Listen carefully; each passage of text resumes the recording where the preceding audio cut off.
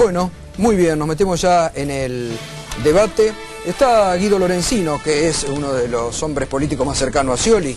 ¿Creen que estos movimientos del dólar son especulativos, que puede haber algún tipo de mensaje condicionando a un futuro gobierno de Scioli? No, me parece que hay sectores que claramente no interpretan lo que la ciudadanía sí interpreta, que hay un espacio político previsible, confiable, que hoy tiene su fórmula establecida con Daniel Scioli, que es la persona más importante después de la presidenta en nuestro espacio político, que fue vicepresidente de Néstor y 2 veces gobernador de la provincia más importante, y Carlos Zanini, que es la persona de máxima confianza en Néstor y Cristina, el arquitecto jurídica de todas y cada una de las banderas que nosotros levantamos, como es la recuperación de los fondos de las AFJP, de aerolíneas, de IPF, el matrimonio igualitario, nuestra política de derechos humanos. Así que creo que está sintetizada la fórmula que va a gobernar la Argentina a partir del 10 de diciembre, y creo que tiene el equilibrio que el Frente para la Victoria expresa en estas dos personas, Daniel Scioli, presidente, y Carlos Zanini, vicepresidente. Pablo, ¿se reabrió ahí con las expresiones de Gabriela Michetti este tema de pagarle todos los fondos buitres, algo que en su momento le había traído mucha polémica también a Mauricio Macri? Bueno, es que el tema de los fondos buitres está pendiente. El tema de los fondos buitres no está resuelto. Uno no resuelve un tema simplemente por no mencionarlo o por decir lo dejo para más adelante. Además de que es un problema que generó este gobierno y que sería bueno que lo resolviera el gobierno antes de irse, la verdad es que el tema está pendiente y ese tema tiene costos para la Argentina. Es decir, no solo que la Argentina no accede a préstamos de los organismos multilaterales de crédito por esta situación de default en la que está, sino que además ahora, la deuda que toma le cuesta más cara. Dice, nosotros salimos al mercado y obtuvimos lo sí, que claro, Berco, pero obtuvieron la última colocación de deuda fue al 10%, cuando los países de la región se están endeudando en algunos casos al 2%. Es decir, la Argentina está pagando una tasa diferencial de 8 puntos, o 9, o 7,5, nada más que porque no tiene solucionado el tema del juicio que tramitan el juzgado de Griesa. Entonces, si nosotros tuviéramos ese tema solucionado, seguramente, como los demás países de la región, nos endeudaríamos a una tasa 5 veces menor que la que estamos pagando. La pagó la Nación y la pagó la provincia de Buenos Aires esa tasa. Es decir, que no arreglar el tema de los fondos buitres tiene costos, y tiene costos muy importantes para el país. Tampoco hay que creer que arreglar significa ir y pagar todo íntegramente y de una sola vez. Lo que hay que hacer es sentarse a la mesa con los acreedores, como se hace habitualmente, discutir, negociar y tratar de llegar a un acuerdo que la Argentina le permita salir del default en condiciones aceptables y decorosas. Pero las condiciones que impone Griesa no son ni aceptables ni decorosas. Griesa todavía no impuso ninguna condición. Está intentando confiscar a Griesa le pidió a la Argentina que se siente a conversar con los acreedores, con la actuación y participación de un mediador. Partiendo de la base de que Argentina le debe el 740% más de lo que pero no ha puesto condiciones. Las condiciones las tiene. Las condiciones las tiene que discutir y acordar el país con los acreedores, con la intervención y participación del mediador. Ahora, la Argentina, por boca del ministro de Economía, se ha negado siquiera a sentarse a la mesa a conversar. Entonces, en esas condiciones es absolutamente imposible acordar. Lo escucha Tonelli y es contradictorio con lo que dice la señora Michetti. No, no es contradictorio, es exactamente lo mismo. Lo más grave que el pensamiento de Tonelli y el pensamiento de Michetti desnuda la gran mentira del macrismo. El macrismo, cuando dice que van a mantener muchas de las políticas que se han hecho en estos años. Yo le pregunto a Tonelli, esa seguro que no. Yo le pregunto a Tonelli, ¿por qué votaron en contra de AISA? ¿Por qué votaron en contra de la posibilidad de la fertilización asistida? ¿Por qué votaron en contra de la fertilización asistida? ¿Se abstuvieron? No, sí, se abstuvieron. Algunos diputados nos abstuvimos, la mayoría del bloque votó a favor. ¿Por qué votaron en contra de la recuperación de los fondos de los jubilados? ¿Qué tiene que ver eso con porque la sentencia esa es la matriz de ustedes. La matriz de ustedes, ¿saben cuál es? Decir cosas que van a mantener, haberlas votado en contra e ir corriendo a lo que hace. Vos explicás la matriz de ustedes, que yo voy a explicar la matriz nuestra. Lo grave del pensamiento del PRO es esto, es no mirar el puesto de trabajo, no mirar el trabajador, que el pensamiento del PRO lo expresemos a los mercados financieros, tratar de resolver una situación que es hipotecar todo lo que hemos construido. Entonces, vos hacés exégetas del pensamiento del Frente para la Victoria. El del PRO lo vamos a explicar nosotros. Tienen que decir la verdad. Porque hay cosas que no hicieron y porque hay cosas que quieren decir que no las van a hacer cuando tuvieron una historia muy reciente que no avala lo que quieren decir. Entonces me parece que tienen que ser claros y tienen que decir la verdad a la gente. Que A ver, ustedes lo que van a hacer es no mantener la asignación universal, Te reitero, que van a privatizar vos hablás de tu partido y dejá que privatizar nosotros la hablemos del FP. nuestro. Ahora lo único que falta es que los siolistas sean los exégetas del PRO. Eso es el la colmo. historia es coherente. Si uno votó en contra de algo, no puede decir que lo va a mantener. Lo que estás macaneando, porque no votamos en ¿Cómo contra que de no? ¿La fertilización regulación del asistida. IPF? Sí, se abstuvieron. En fertilización asistida Se abstuvieron. algunos nos abstuvimos. La mayor parte de los diputados del bloque votó a favor. ¿Y por qué se abstienen? ¿Porque les parece mal que una persona No, no puede tener te lo puedo familia? explicar. ¿Querés que te explique por qué nos abstuvimos verdad que algunos de sería nosotros? interesante Porque la ley no contiene ningún parámetro, ningún límite para aplicar los tratamientos de fertilización asistida. Entonces, No es la así. ley tal como está permite que una joven de 18 años vaya y diga yo quiero fertilización No es así. asistida. Hay una reglamentación, hay una ley y reglamentación. La reglamentación establece... a ver, decí lo que no quieras, vayamos decí lo del que quieras, porque fondo- total, si vas a macanear, decí cualquier No cosa. nos vayamos del tema fondo buitre Yo verde. estaba en el Diputado, Congreso, yo estuve en el debate y conozco la ley. La Vamos. reglamentación vino después. Cuando vos votás una ley no hay reglamentación. No sé si sabes que la reglamentación es posterior a la ley. Exactamente. Entonces no hay Vos preferís reglamentación al momento de abstenerte y votar negar la una ley. política Cuando vos que votás dar la una ley no hay política y confiar en la reglamentación. reglamentación. Entonces no digas que en la reglamentación está Preferís solucionado el tema, negar una porque al política momento de votar la masiva. ley no existe la Así es el PRO. reglamentación. Prefieren La negar reglamentación políticas viene masivas después. por las dudas. Por las dudas que la gente no tenga esa posibilidad. ¿Está bien? No me dejaste explicar y estás diciendo macana. Bueno, A ver, ahora volvemos. Diputado Mondaray, ¿y ustedes, el Massimo, qué postura tiene frente a un eventual gobierno de Sergio Massa sobre el fondo buitre, que es uno de los temas que va a haber que resolver en el próximo gobierno? En primer lugar, quiero decir lo siguiente. Acá lo que estamos viendo es una cosa que nosotros venimos diciendo hace bastante tiempo, que es el gobierno, el oficialismo, tiene una posición que no la expresa el candidato del oficialismo, que no sabemos bien cuáles son las posiciones que tiene, pero sí la expresa el conjunto del oficialismo y básicamente Cristina, Zanini, etc. Y después está el macrismo, que pretende ser el cambio de esa posición, que cuando sale del cono de silencio al cual ha estado y sale del marketing y de los globitos, empieza a plantear cosas como las que plantea Michetti. Plantea que no hay que tener una estrategia, no hay que ser inteligente, no hay que hacer las cosas que nosotros, por ejemplo, planteamos en la Cámara de Diputados que había que hacer con el tema de la deuda, sino que hay que ir y pagar, como si fuera así. Es lo que dice Michetti. No dijo eso. Como así dice De Marchi, digamos, que es el inconsciente de muchos del PRO, digamos, el inconsciente colectivo de muchos del PRO, que qué suerte que ganamos a estos peronistas hijos de puta y esto y lo otro. Es decir, cuando empiezan a hablar, empiezan a expresar cuál es el sentido de ese cambio. Es un cambio que es un retroceso y es un cambio que es una división, un clivaje tajante de la Argentina en que todos los malos son los peronistas de un lado o de otro y el resto son los que tienen la pureza étnica amarilla, que es el PRO y lo que expresan.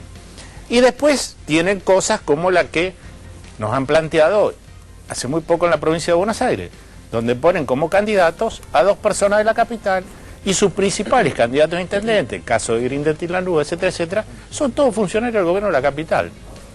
Entonces, ¿qué es lo otro que expresan? Nosotros estamos, con la fórmula que planteamos, expresando federalismo.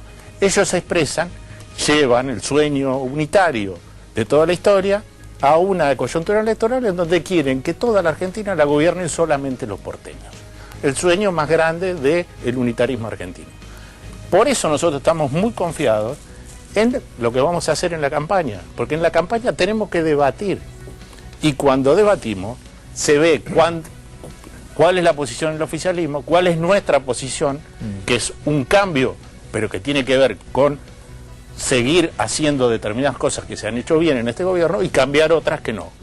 Y la otra posición, que es la posición del PRO, que es un retroceso histórico, y además de ser un retroceso a otro tipo de grieta de sentido inverso a la que plantea el gobierno nacional. ver, Tonelli, Es curioso porque resulta que debemos estar andando muy bien en el PRO, porque resulta que nuestros adversarios, en vez de hablar de las propuestas y de los planes que tienen, lo único que hacen es hablar de los nuestros, los tergiversan, los malinterpretan, los dan vuelta.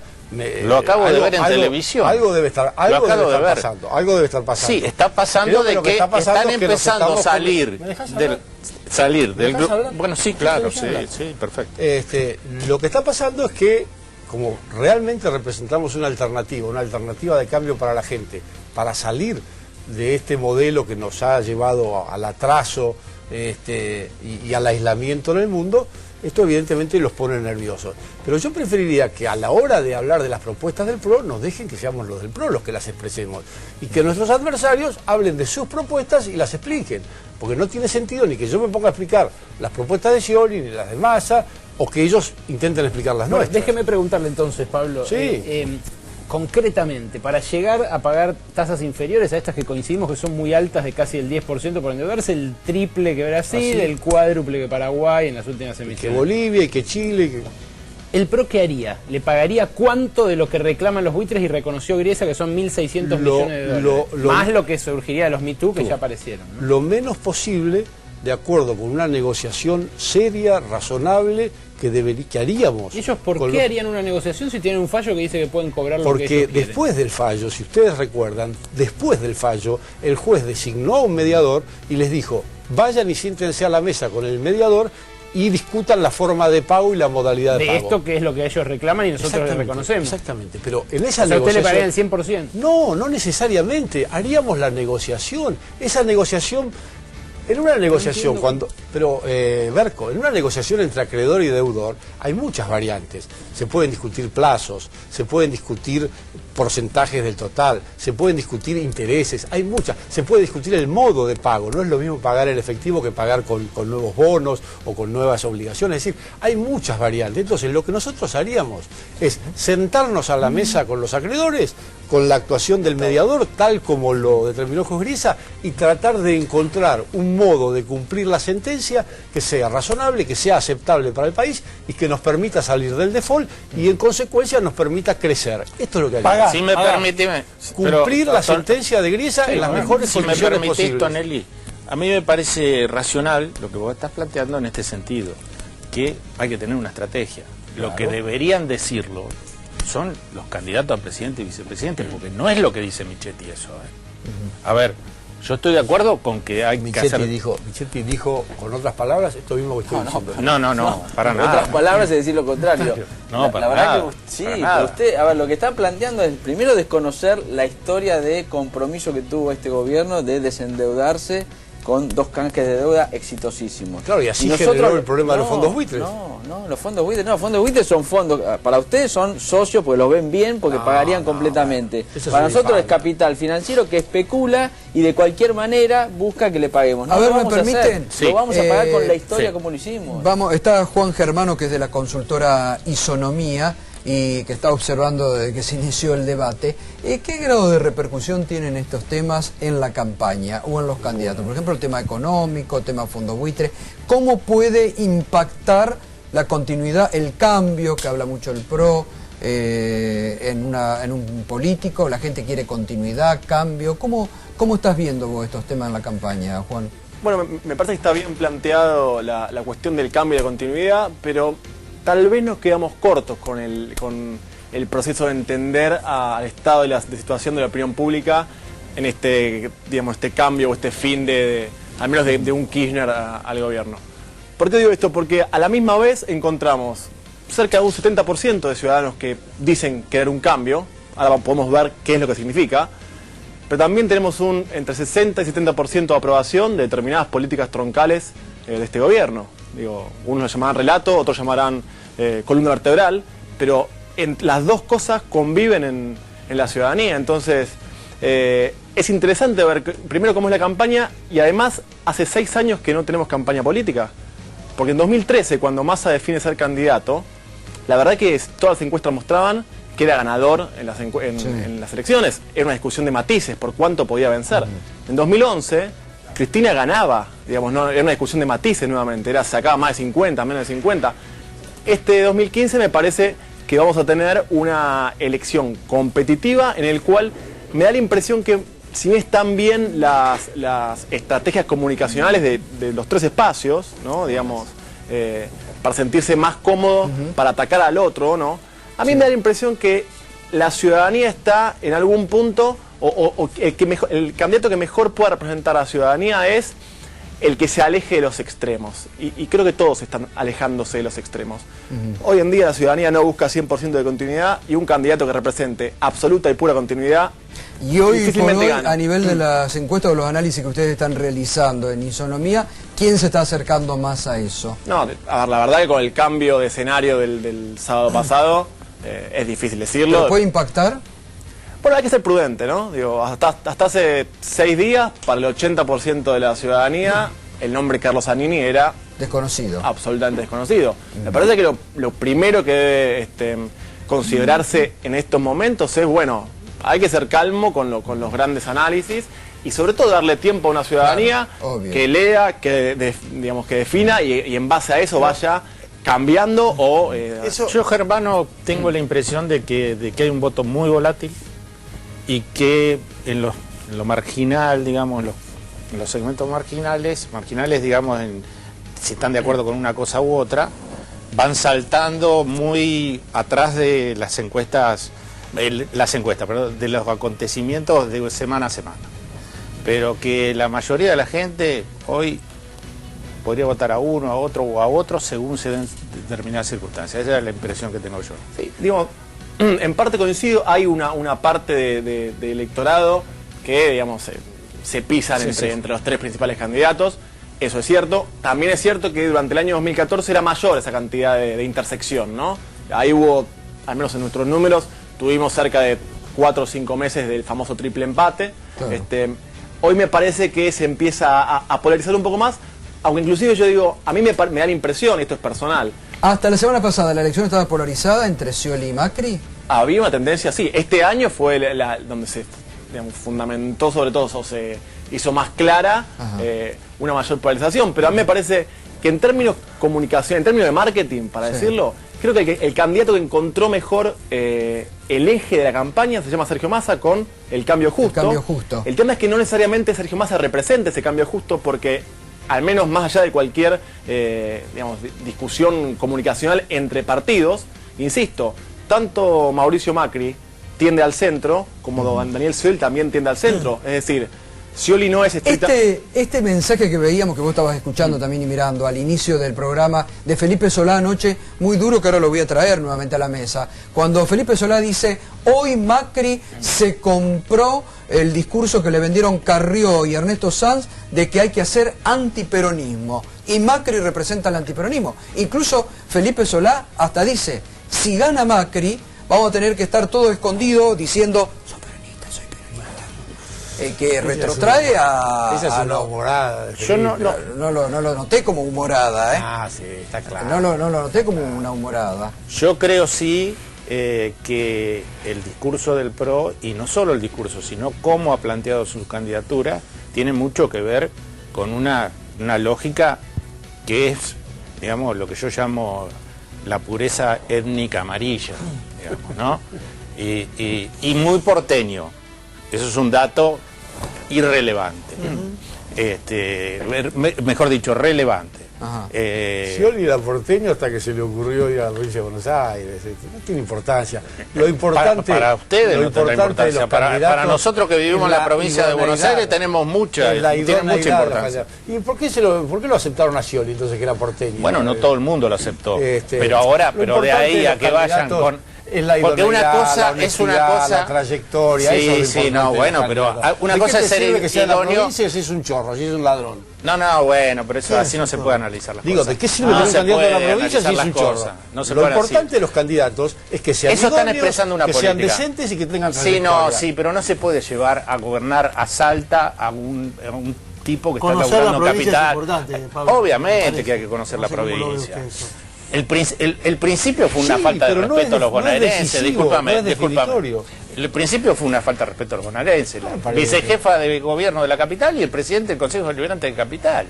Y después, como se armó tanto revuelo, lo tuvieron que traer a un ignoto dirigente, que es una persona, que es Salvador. Salvador fue senador provincial, no es ignoto para vos que eras radical. Diputado nacional, presidente del Comité de Provincia. Por favor, no tiene ninguna relevancia en el radicalismo de hoy. Sí, lo conoce. No tiene ninguna relevancia. Juan, este tipo así de discurso, peronismo, antiperonismo, ¿hoy pega o no pega en la gente? ¿Hay eso o no? A mí me da la impresión que la elección venidera no es una elección ni de peronismo, antiperonismo, ni de izquierda y derecha. Me da mucho más la impresión que es una elección de momentos. Digo, la Argentina hoy en día, uno analiza el sistema de partidos argentino, y la verdad que no encuentro un sistema de partidos ordenado, que ordene preferencias electorales, que se mantenga en el tiempo. hay saltos de dirigentes de un lado al otro, casi sin ningún costo político.